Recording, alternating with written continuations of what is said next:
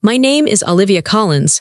I am 32 years old, and I live in Seattle. I will never forget the silence inside that church. It was supposed to be the happiest day of my life, but all I could stare at was the empty wooden chair in the front row. My father wasn't there. 10 minutes before the music started, my phone had buzzed in my hand. I remember staring at the screen, my white dress trembling around me. It was a text from him. It didn't say, "I love you." It didn't say, "I'm sorry." It just said, "Can't make it, important meeting." I had to swallow my tears, lift my chin, and walk down that aisle alone. That was the day I realized I didn't matter to him. I was invisible unless I was useful. But today, everything changed. My face is on the news. My hotel chain just hit a valuation of $580 million. And suddenly, for the first time in years, my phone buzzed with his name. Family meeting, 7 p.m., don't be late. He thinks he can summon me because now I have money. He thinks I am still that desperate little girl waiting for his approval. But he is wrong. He is about to meet the woman he created when he left that chair empty. But before I tell you how everything flipped, like and subscribe, drop a comment. Where are you watching from? My name is Olivia Collins. I am 32 years old. I grew up in a house that was always cold, even in the middle of summer. We lived in Seattle, a city known for rain, but the dampness inside our home had nothing to do with the weather. It was a coldness that came from silence. It was a chill that came from knowing you were present but not seen. My father, Richard Collins, was a man who took up a lot of space. He was loud when he was on the phone, booming with laughter when he was with his business partners, and demanding when he spoke to the staff. But when he looked at me, his eyes glazed over. It was as if I was a piece of furniture he had forgotten he bought. My mother, Evelyn, was his shadow. She spent her life smoothing out the air around him, making sure nothing upset him. She was a nervous woman, always wringing her hands, her eyes darting to the door to see if he was home yet. She loved me, I think, but she loved him more. Or maybe she just feared him more.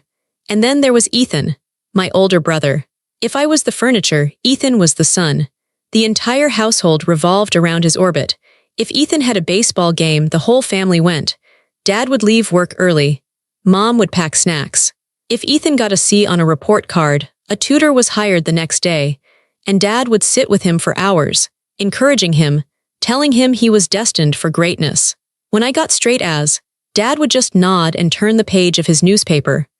I remember one specific Tuesday when I was 12 years old. It is a memory that is burned into my mind because it was the day I stopped asking for attention and started expecting the silence. I had entered a regional science fair. I had spent 3 months building a complex model of a sustainable water filtration system. I had worked on it every night in the garage, wearing Dad's old oversized work shirt. I was proud of it. I had won first place in my school, and now I was going to the state finals. The finals were on that Tuesday evening, 2 weeks before I asked Dad to come. "I'll check my schedule, Olivia," he said, not looking up from his laptop. 1 week before, I reminded him. I said, "I'll try, Olivia. Stop pestering me. Business is busy right now." On the morning of the fair, I stood in the kitchen, my stomach in knots. Ethan was eating cereal, complaining about his soccer practice. "Dad," I said, my voice small, "the fair starts at 6 tonight. The awards are at 7. Dad took a sip of his coffee. He looked at his watch. "I have a meeting with the investors from Tokyo, Olivia. You know that. It's a big deal for the company." "But you said you'd try," I whispered. "Trying doesn't mean promising," he snapped. "Don't be dramatic. Your mother will go." I looked at Mom. She gave me a sad, apologetic smile. "I can't, honey. Ethan needs a ride to the away game in Tacoma, and your father needs the other car." I stood there, holding my backpack strap so tight my knuckles turned white. "So nobody is coming." "It's just a science fair, Liv," Ethan mumbled, his mouth full of milk. "It's not like it's the playoffs." I went to the fair alone. I set up my project alone. When the judges came around, I explained my water filtration system with a clear, steady voice, even though my heart was breaking. I watched other kids high-five their dads. I watched mothers hugging their daughters. I stood by my display, smiling a fake smile, pretending I didn't care. I won second place in the entire state. They called my name on the big stage. "Olivia Collins." I walked up the stairs. The spotlight was bright and hot. I looked out into the dark auditorium, searching for a familiar face. Just one. Maybe Dad had finished his meeting early. Maybe Mom had dropped Ethan off and raced back. but the seats were filled with strangers. I took the ribbon. I shook the judge's hand, and I walked off the stage. When I got home that night, the house was dark. They were all asleep. I put the red ribbon on the kitchen counter, right next to the coffee maker where Dad would see it in the morning. The next morning, the ribbon was gone. Mom had tidied up. No one mentioned it. No one asked how it went. At breakfast, Dad was talking about Ethan's game. "He almost scored in the second half," Dad said, beaming, slapping Ethan on the back. "That's my boy. You've got the drive, son. You've got the killer instinct." I sat there, eating my toast, feeling invisible. That was the day I learned the rule of the Collins household. Love was a currency, and I was bankrupt. I spent the rest of my teenage years trying to earn that currency. I thought if I was perfect enough, quiet enough, successful enough, they would finally see me. I graduated top of my class. I got into a top business school. I learned to play the piano. I kept myself fit and well-dressed, but nothing worked. I was just Olivia, the extra child, the backup plan. I remember asking Mom once when I was 20 why Dad was so hard on me, why he never seemed to care. Mom sighed, looking out the window at the rain. "He sees himself in Ethan, Olivia. He sees his legacy. With you, he just doesn't know what to do with a daughter. He's a businessman. He understands value. He just doesn't see. Well, he's under a lot of pressure." "He doesn't see my value," I said. "He loves you in his own way," she replied. That was always her line, in his own way, but love shouldn't be a riddle you have to solve. It shouldn't be a secret code. Love should be obvious. It should be there when you win, and it should be there when you lose. I realized then that I was waiting for a train at an airport. I was waiting for something that was never going to arrive. But still, a foolish part of me held on. I held on until the day I got married. That was the day the last thread finally snapped. I met Daniel when I was 24. He was everything my family wasn't. He was warm, he listened when I spoke, and he didn't care about money or status. He was a landscape architect. He built gardens, parks, and quiet places. He loved me simply and loudly. When we got engaged, I felt a flicker of hope. A wedding is a big family event. It's traditional. My father loved tradition. He loved appearances. Surely, for his only daughter's wedding, he would step up. I planned the wedding for a year. I wanted it to be perfect, not just for me, but for them. I wanted to give my father a role that would make him proud. I went to his office to ask him the question. I made an appointment with his secretary, which was the only way to ensure I'd get 5 minutes of his time. I walked into his massive corner office. He was on the phone, as usual. He waved me to a chair and kept talking for 10 minutes while I sat there, smoothing my skirt. Finally, he hung up. "What is it, Olivia? I have a lunch meeting in 20 minutes. "I wanted to ask you something, Dad," I said. "About the wedding. How much is it going to cost?" he asked immediately, reaching for his checkbook. "I told your mother to handle the budget." "It's not about the money," I said. "I want you to walk me down the aisle. I want you to give me away." He paused. He looked at me, and for a second I saw a flicker of something soft in his eyes. Maybe it was nostalgia, maybe it was guilt. "Of course," he said. "It's the father's duty." "I'll be there, promise?" I asked. "No meetings, no business trips. I promise, Olivia, I'll be there." I held onto that promise like a lifeline. The months passed. The planning was stressful. Mom complained about the flowers I chose. Ethan made jokes about Daniel's job, calling him a gardener. But I didn't care. Dad was going to walk me down the aisle. It was going to be the moment where we finally connected. The rehearsal dinner was the night before the wedding. We rented a private room at a nice seafood restaurant. Daniel's parents were there, kind and smiling. My mom was there, looking anxious. Ethan was there, checking his phone every 5 seconds. But Dad's chair was empty. "Where is he?" I asked Mom. "He got held up," she whispered. "A crisis at the office. He said he'll try to make it for dessert." He never showed up. I went to bed that night in the hotel's suite feeling sick. Daniel held me. "He'll be there tomorrow, Liv," he promised. "I know," I said. "He has to be." The morning of the wedding was beautiful. The sky was a crisp, clear blue. I spent hours getting ready.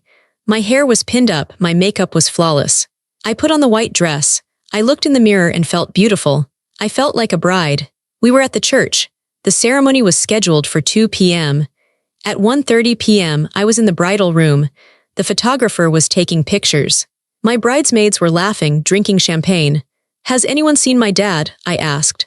"He's probably waiting in the vestibule," one of them said. At 1:45 p.m., I started to pace. My hands were shaking. I asked my mother to go check. She came back 5 minutes later, her face pale. Is he here? I asked. He's not answering his phone, she said, her voice trembling. Traffic is bad, Olivia. You know how traffic is. He's not here. He'll be here, she insisted. He wouldn't miss this. At 1:50 p.m. my phone buzzed. It was sitting on the vanity table. I stared at it. I knew. Deeply in my gut, I knew. I picked it up. A text message from Dad. I opened it. Can't make it. Important meeting came up. Deal of a lifetime. Sorry, send pictures. I stared at the words. Deal of a lifetime. My wedding wasn't the deal of a lifetime. I wasn't the deal of a lifetime. I was an appointment he could cancel. The room went silent. The bridesmaids stopped laughing. My mother looked at me, saw the phone, and burst into tears. Oh, Olivia, oh, honey, he just has so much pressure. Stop, I said. My voice was eerily calm. Stop making excuses for him. We can wait, Mom said. We can delay the ceremony. No, I said, we are not waiting. But who will walk you? She asked. Ethan can do it, Ethan.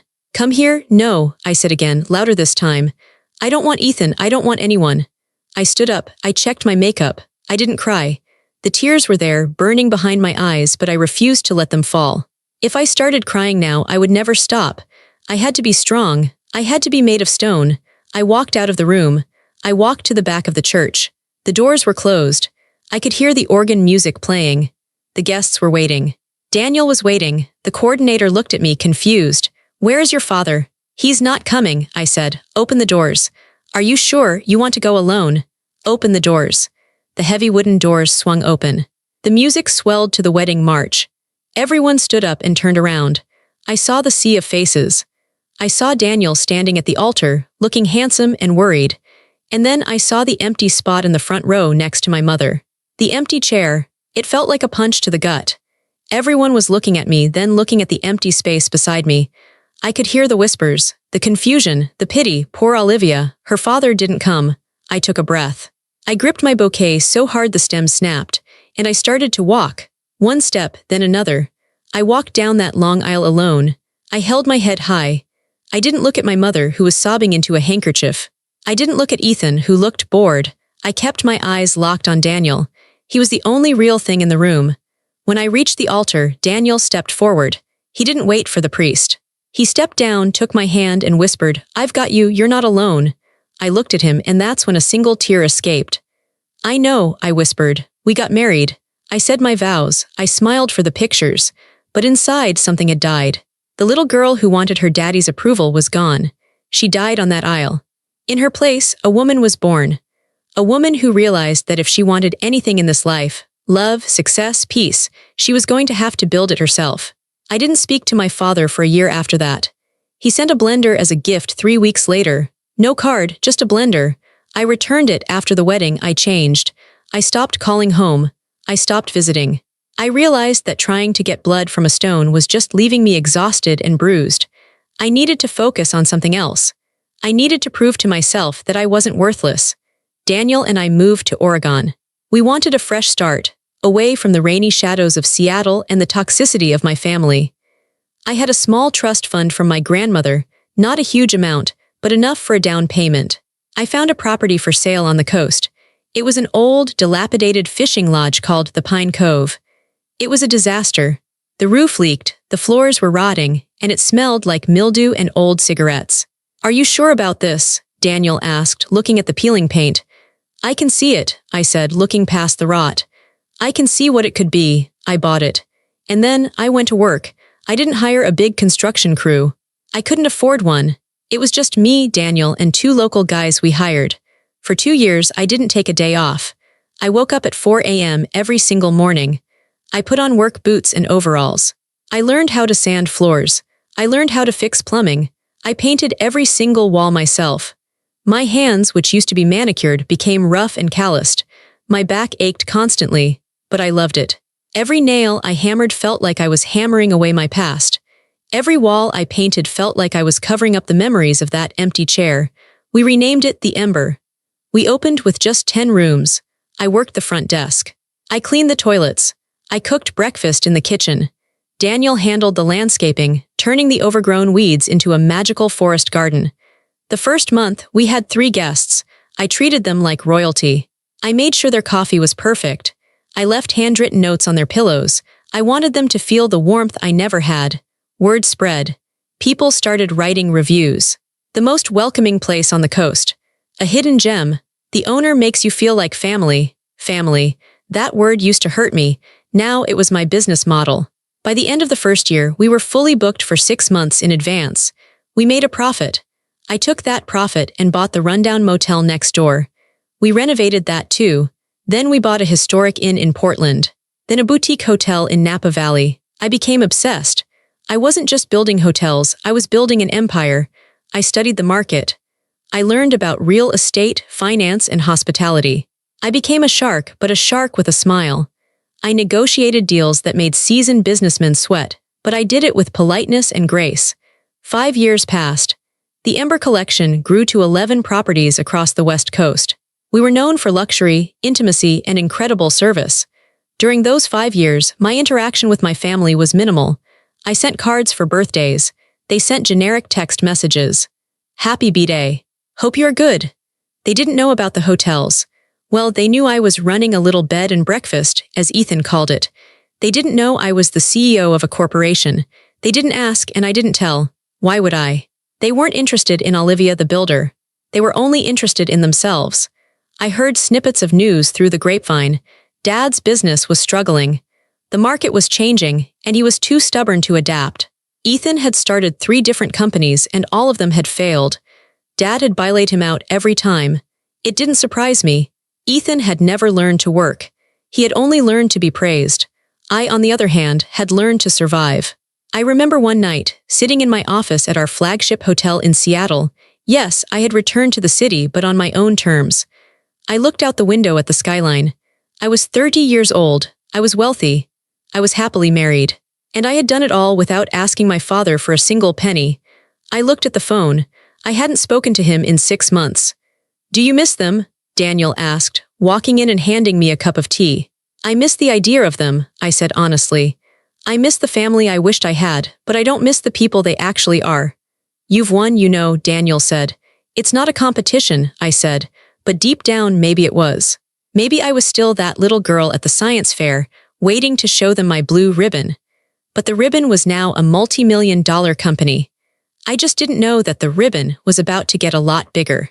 And the silence was about to end. It was a Tuesday morning. It was raining, of course. I was in the conference room with my executive team. We were going over the quarterly reports. The atmosphere was electric. We had been working for months on a massive merger deal, bringing in private equity to expand the Ember Collection internationally. Lena, my CFO and best friend, walked in. She was holding a bottle of champagne and a stack of newspapers. Her face was flushed. "We did it," she said. Her voice was shaking. "Did what?" I asked, looking up from my laptop. She slammed the newspaper down on the table. The headline screamed in bold black letters. Ember Collection valued at $580 million in historic deal. Underneath was a picture of me. A picture Daniel had taken. I looked strong, confident. $580 million, Lena said. "Olivia, you are officially a half-billionaire." The room erupted. My team was cheering, clapping, popping the champagne. Daniel ran in and lifted me off the ground, spinning me around. "I knew it," he yelled. "I knew you could do it." I stood there feeling a strange mix of emotions. Pride, yes, relief, absolutely, but also a quiet, steady calm. I had done it. The invisible daughter, the extra child, the girl who walked down the aisle alone, she had built a $500 million kingdom. I took a sip of champagne. My hands were steady. Then my phone buzzed on the table. It was a sharp, aggressive vibration against the mahogany wood. I looked down. "Sender, Dad." The room seemed to go quiet, even though everyone was still cheering. The name on the screen felt like a ghost. I hadn't heard from him since Christmas, which was a generic Merry Christmas text. I picked up the phone. My thumb hovered over the screen. What does he want? I thought. Does he know? Of course he knew. He read the business news religiously. He probably choked on his morning coffee when he saw my face on the front page. I opened the text. "Olivia, family dinner at 7 p.m. tonight at the club. Important discussion. Do not be late." I stared at the words. No congratulations. No I'm proud of you. No wow, just a summons, a command, like I was an employee he was calling into his office. "Who is it?" Lena asked, noticing my expression. "My father," I said. Is he congratulating you? I laughed. It was a dry, humorless sound. No, he wants a meeting. Are you going? Daniel asked. He looked concerned. He knew the pain they caused me. You don't have to go live. You don't owe them anything. I looked at the newspaper again. I looked at the valuation. $580 million. Then I thought about my father. I thought about the rumors I had heard that his company was in trouble, that he was leveraging everything he owned. Suddenly, the text made sense. He wasn't calling because he missed me. He wasn't calling because he was proud. He was calling because he was drowning. And he just realized that I was the only lifeboat in sight. I'm going, I said to Daniel. Why? Because, I said, picking up my purse. For 30 years, I've been walking into rooms wondering if I was good enough for them. Tonight, I'm going to walk into that room knowing I own the table. I turned to Lena. Get me a full financial report on Collins Enterprises. I want to know everything. Debts, loans, liens, lawsuits, everything. Have it on my desk in an hour. Lena grinned. She knew exactly what I was thinking. You got it, boss. I walked to the window and looked out at the rain. The little girl who begged for attention was gone. The woman who was about to walk into that dinner wasn't looking for love. She was looking for closure.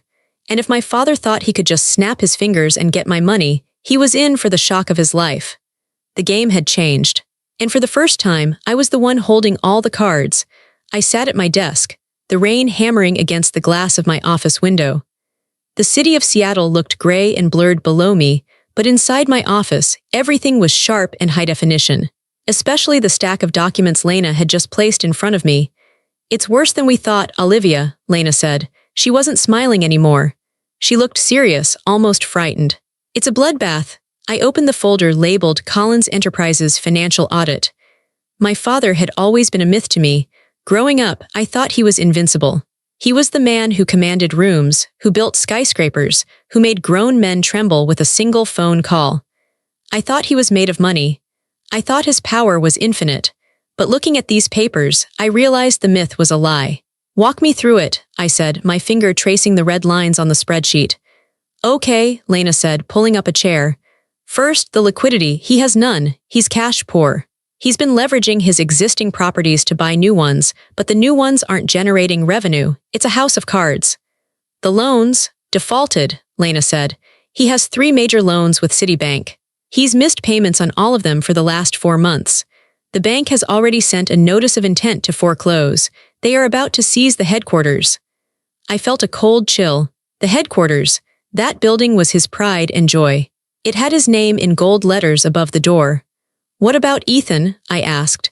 He's the vice president of operations. What has he been doing? Lena hesitated. She flipped to page 12. That's the worst part.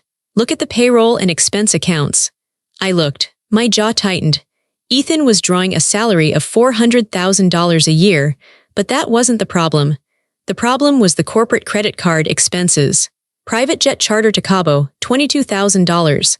Luxury suite in Vegas, $15,000. New Porsche lease company vehicle, $3,500/month. He's bleeding the company dry, I whispered.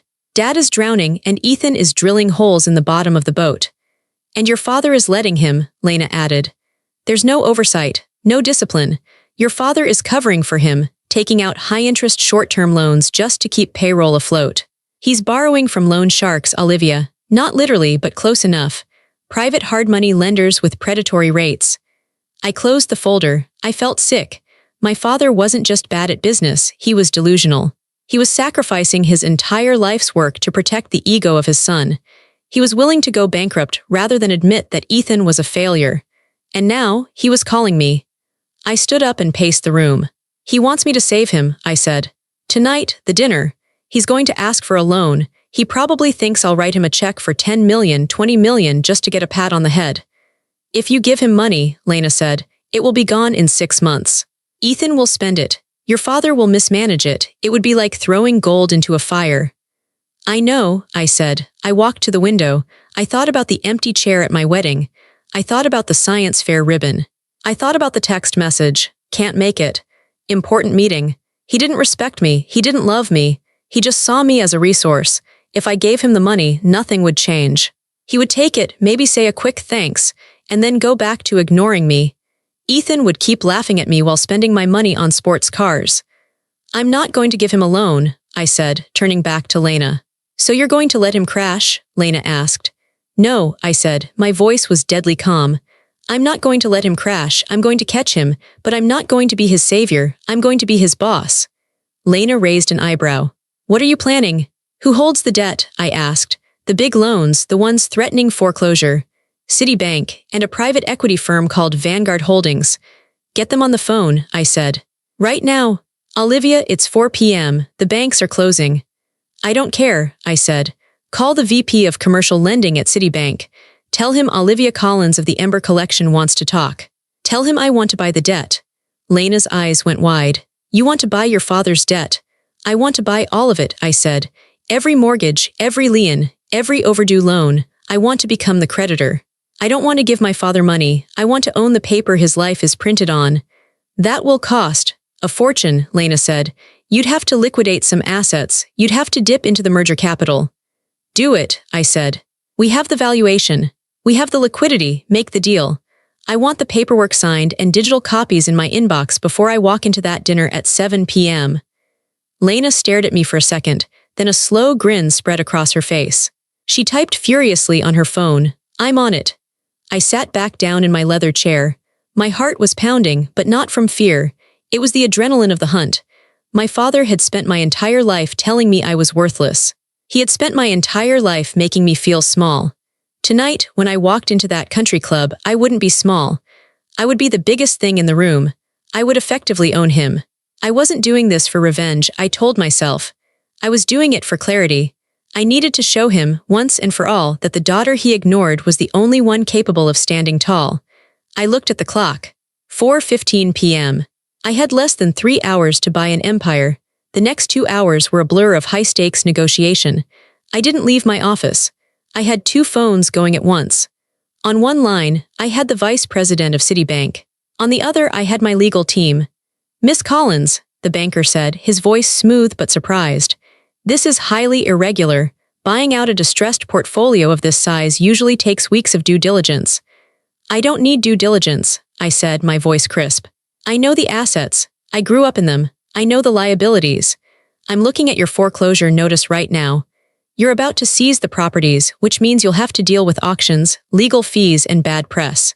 I am offering you a clean exit. I will pay off the principal plus 5%. Cash wire today. There was silence on the line. Banks hate messy foreclosures, they love cash. Plus 5%? He asked. Plus 5%. But the transfer of the lien happens immediately. By 6:30 p.m., I want to be the legal holder of the mortgage on the Collins Tower and the 3 industrial parks. Hold on, he said. I put him on mute. I turned to my lawyer, Sarah. What about the private loans? Vanguard Holdings is tougher, Sarah said. They know your father is desperate. They're charging him 18% interest. They don't want to sell. Offer them the principal and a buyout fee, I said. Tell them if they don't take it, I'll tie them up in litigation for 3 years regarding predatory lending practices. My father didn't read the fine print, but I did. There are clauses in there that are borderline illegal. Sarah smiled. You're playing hardball. I learned from the man himself, I said. By 5:45 p.m., the deals were closing. The fax machine was humming. Digital signatures were flying across the secure server. One by one, the notifications popped up on my screen. Transfer complete, Collins Tower Mortgage.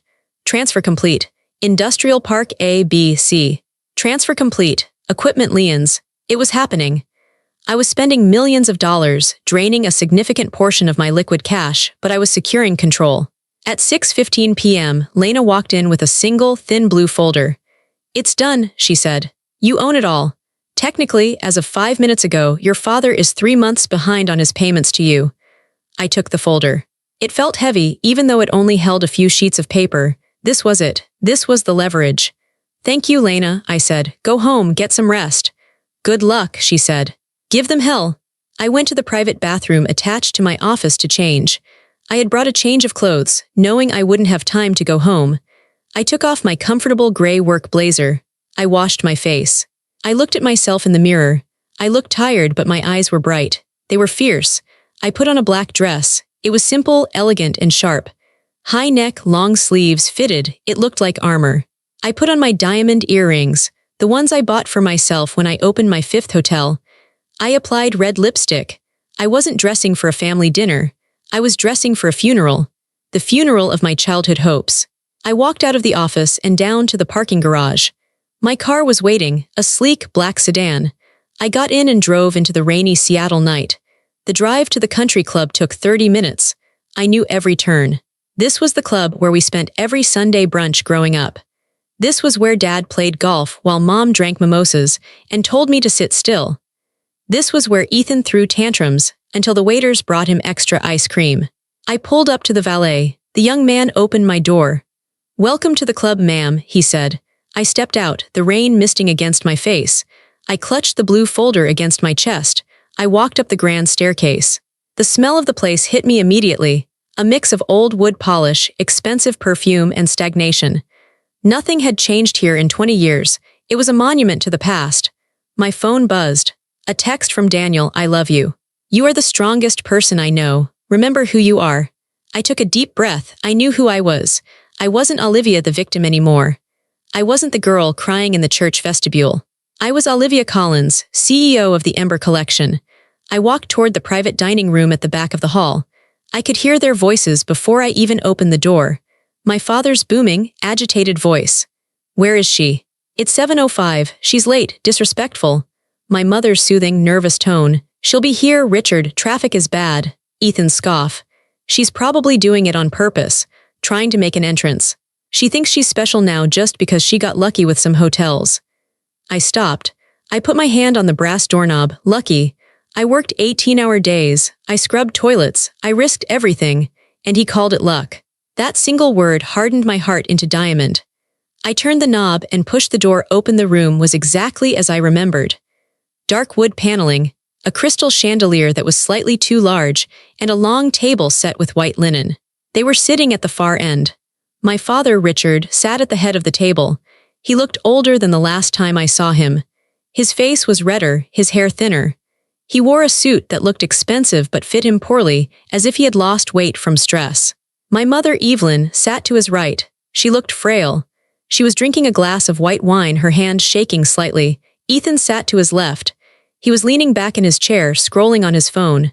He looked soft. He had the face of a man who had never heard the word no. When I walked in, the conversation stopped. "You're late," my father said. "No hello, no stand up to greet me, just an accusation." "Traffic," I said simply. I didn't apologize. I walked to the empty chair at the other end of the table, the foot of the table, opposite him. I sat down. I placed the blue folder on the table in front of me, face down. "Well," Mom said, her voice high and tight. "You look wonderful, Olivia. That dress is very chic." "Thanks, Mom," I said. "We heard the news," Ethan said, not looking up from his phone. 580 million, that's crazy. Who did you bribe to get that valuation?" "Hard work, Ethan," I said coolly. "You should try it sometime." He scoffed and finally looked at me. His eyes were jealous, pure, unadulterated jealousy. "Relax," I was joking. "Don't get a big head." "Let's order," Dad grunted. "I'm starving." The waiter came. We ordered in an awkward tension. Dad ordered a steak, rare. Mom ordered a salad. Ethan ordered the most expensive lobster dish on the menu. "I'll just have sparkling water," I said. "You're not eating?" Mom asked. "I'm not staying long," I replied. Dad put his menu down. He stared at me across the centerpiece of dying flowers. "Right, let's get to business. We're family, so I'm going to be straight with you, Olivia." "Please do," I said. "The market has been difficult," he began. He used his boardroom voice, the one he used to manipulate investors. "We've had some cash flow issues. Temporary, of course, just a liquidity pinch. I need a bridge loan." "A bridge loan," I repeated. "Yes, just to clear up some short-term obligations, to keep the vultures off our back." "How much?" I asked. He hesitated. He looked at Ethan, then back at me. 15 million. We can structure it as a personal loan. I'll pay you back with interest in 2 years. 15 million, I said. "And what will you use it for?" "Operating costs," he waved his hand dismissively. "Payroll, vendors, the usual." "And to pay off the Porsche?" I asked, looking at Ethan. Ethan froze. Dad frowned. "What?" "The corporate lease on the Porsche," I said. "And the private jet to Cabo, and the Vegas suite. Is my 15 million going to pay for that too?" Dad's face turned a darker shade of red. "That is company business. Ethan meets with clients." "Ethan parties," I said, "and you pay for it. Watch your mouth, Dad snapped. He slammed his hand on the table. I am your father, you will show me respect. I built this family. I built the roof over your head. You built a roof, I said calmly, but you never made it a home. Stop it, Mom cried. Please don't fight. Olivia, please. Your father is under so much stress, can't you help us? You have so much now. We're family. Family, I said. I looked at the empty chair next to me. Where was family when I was 12 and won the science fair? Where was family when I was building my first hotel and sleeping on the floor? Where was family on my wedding day? Silence. The room went dead silent. That was a mistake, Dad muttered. I told you I had a meeting. You lied, I said. There was no meeting. I checked your calendar, Dad. I know people. You were golfing. You skipped my wedding to play 18 holes. He didn't deny it. He just glared at me. So, you're going to hold a grudge forever. You're going to let my company fail, let my legacy die because your feelings are hurt. I'm not going to let it die, I said. I put my hand on the blue folder. Good, Dad said, exhaling. He thought he had won. He thought he had bullied me into submission. I'll have the lawyers draw up the loan agreement tomorrow. No need, I said. I slid the blue folder across the long table. It spun and stopped right in front of his steak knife. What is this? He asked. Open it. He opened the folder. He adjusted his glasses. He read the first page. His face went pale. All the color drained out of him. His hands started to shake. What is this? He whispered. I bought your debt, I said. My voice was steady, clear, and projected to the back of the room. I bought the mortgage on the Collins Tower. I bought the loans on the industrial parks. I bought the liens on the equipment. As of 6 p.m. tonight, I am the sole creditor of Collins Enterprises. Ethan grabbed the paper from Dad's hand. What does that mean? It means, I said, that you don't owe the bank anymore, you owe me. Dad looked up at me. There was fear in his eyes, genuine fear. Olivia, why? Because you were going to lose it all, I said. The bank was foreclosing tomorrow. You didn't tell Mom that, did you? Mom gasped. Richard, I saved the company, I continued. But I'm not a silent partner, and I'm not a charity. I stood up. I felt 10 feet tall. Here are the terms, I said.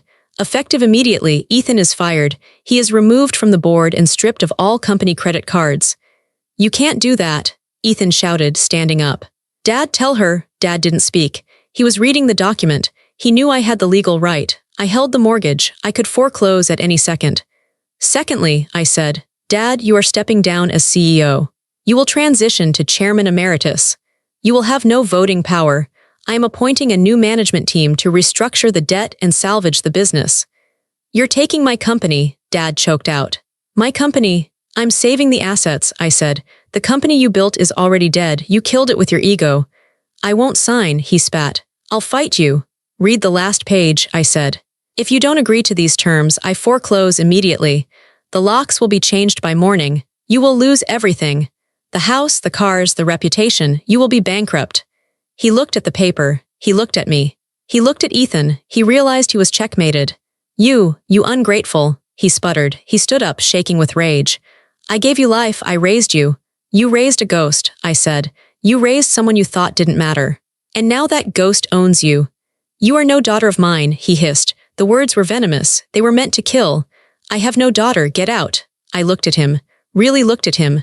A sad, angry, failing old man. I know, I said softly. I haven't been your daughter for a long time. I'm just the landlord now. I turned to my mother. She was weeping silently. I'm sorry, Mom. I'll make sure you have a stipend. You won't lose the house. But the spending stops. I turned back to the door. Olivia, Ethan yelled. You can't do this to family. I opened the door. I looked back one last time. Family, I said, is the people who show up. You guys never did. I walked out. I closed the door on their shouting. I walked down the hall, past the stunned waiters, and out into the night air. I walked out of the country club and the rain had stopped. The air smelled fresh, like wet pine and ocean salt. I got into my car and just sat there for a moment. My hands were shaking, not from fear, but from the release of adrenaline. I took a deep breath, filling my lungs completely. I waited for the guilt. I had been conditioned my whole life to feel guilty whenever I displeased my father. I waited for that crushing weight to settle on my chest. But it didn't come. Instead, I felt lighter. I felt like I had been carrying a backpack full of rocks for 30 years, and I had finally set it down. I started the car and drove home. When I walked into our apartment, Daniel was waiting for me. He didn't ask how it went. He just looked at my face, saw the peace in my eyes, and hugged me. We ordered pizza and watched a comedy movie. I didn't check my phone once. The next morning, the fallout began. My phone was flooded. 20 missed calls from Mom. 12 angry text messages from Ethan. You're a monster. You ruined everything. How do you sleep at night? I didn't reply. I simply blocked Ethan's number. I sent a text to Mom. I love you, but I will not discuss business with you. If you want to see me as your daughter, we can get coffee next week. If you want to be a messenger for Dad, don't come. She didn't reply. The legal transition was swift. My team moved in. They fired Ethan formally the next day. Security escorted him out of the building. I heard he threw a stapler at a wall. Dad signed the papers. He had no choice. He retired to his study at home, refusing to speak to anyone. He became a recluse, brooding over his lost empire. I didn't take joy in their pain. I didn't gloat. In fact, I never set foot in the Collins Tower. I let my management team handle it. I didn't want his office. I didn't want his chair. I had my own. Over the next 6 months, I began to transform his properties. The industrial parks were failing, so I repurposed them. I turned one into a community art space and affordable housing for artists. I turned another into a logistics center for green energy companies. I took the profits from the restructured company and started a scholarship fund for girls in STEM, girls like I was, who had big dreams but no support. I turned the pain into purpose. One afternoon, about 8 months later, I was visiting one of my new hotels, a retreat center in the mountains. It was beautiful, peaceful, quiet, surrounded by trees. I saw a woman checking in. She looked about my age. She was with her parents. They were hugging her, laughing, carrying her bags. The father kissed her forehead and said, "We're so proud of you, honey." I watched them, and for a split second, I felt that old phantom ache. That why not me feeling. But then Daniel walked up beside me. He slipped his hand into mine. "You okay?" he asked. I squeezed his hand. "Yeah, I am." I realized that I couldn't change the past. I couldn't rewrite my childhood. My father was never going to be the man I wanted him to be. My mother was never going to be strong enough to choose me over him. Ethan was never going to be a brother. And that was okay, because I had broken the cycle. I wasn't bitter. Bitterness is drinking poison and expecting the other person to die. I had spit the poison out. I had saved their financial lives, not because I owed them, but because I was better than them. I showed them mercy when they had only shown me disdain. That was my victory. I walked away from the lobby, leading Daniel toward the garden we had planted together. "Did you hear?" Daniel said. "Your brother got a job. Selling cars at a used lot in Tacoma." I smiled. "Good for him. Honest work builds character." "And your dad? Still silent," I said. Silence used to hurt me. Now it just feels like peace. I stand in the sunlit lobby of the Summit, my newest and most beautiful hotel. The walls are glass, looking out over the mountains. The light pours in, warm and golden. I am 32 years old. I own a company worth over $500 million. I have a husband who adores me. I have a life that is full, rich, and entirely my own. I look at the camera, at you. There is a myth that family is everything, that you have to stick by them no matter how much they hurt you. That blood is thicker than water. But I'm here to tell you that's not true. Blood is just biology. Family is behavior. If your family makes you feel small, if they make you feel invisible, if they only call you when they need something, that is not love. That is manipulation. You do not owe them your soul just because they gave you their DNA. It took me a long time to learn that. I spent years waiting for an apology that never came. I spent years trying to buy their love with my achievements. But you cannot buy what isn't for sale. And you cannot fill a cup that has a hole in the bottom. The moment I stopped trying to please them was the moment I started to fly. I forgave them. Not for them, but for me. I forgave them so I wouldn't carry the anger anymore. I forgave them and then I moved on. I built my own table. I invited people who loved me for who I was, not for what I could give them. I looked down at my phone. The screen is clear. No frantic texts. No demands. Just a picture of me and Daniel, smiling on a beach. I put the phone in my pocket. I turned back to the window, watching the sun set over the empire I built with my own 2 hands. If you are listening to this and you feel invisible in your own home, if you are the extra child, if you are the one they underestimate, hear me, you are strong, you are capable, and you are not alone. Don't wait for them to give you permission to be great. They never will. Take that pain, take that rejection, and use it as fuel. Build your own castle. And when you're standing at the top, remember who got you there. You did. Thank you for listening to my story.